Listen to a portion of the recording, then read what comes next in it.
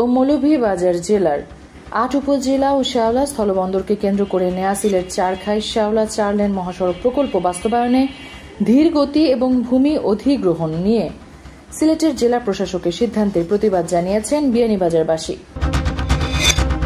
সিলেট মহানগরীর পূর্ব মীরা বাজারের অসামাজিক কার্যকলাপে জড়িত থাকার অভিযোগে ২ জন পুরুষ ও ৪ জন নারী সহ মোট ৬ জনকে আটক করেছে মহানগর গোয়েন্দা পুলিশ।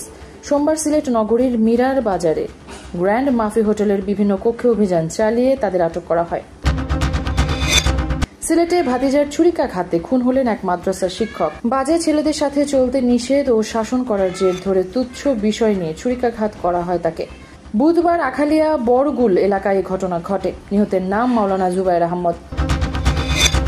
সিলেটের চোরাই লেগুনা সহ ২ জনকে গ্রেফতার করেছে কোতোয়ালি মডেল থানা পুলিশ। মঙ্গলবার মৌলভীবাজার সদর মডেল থানাধীন ৬ নং একাটোনা ইউনিয়নের সিংকাপন বাজার থেকে তাদের গ্রেফতার করা হয়।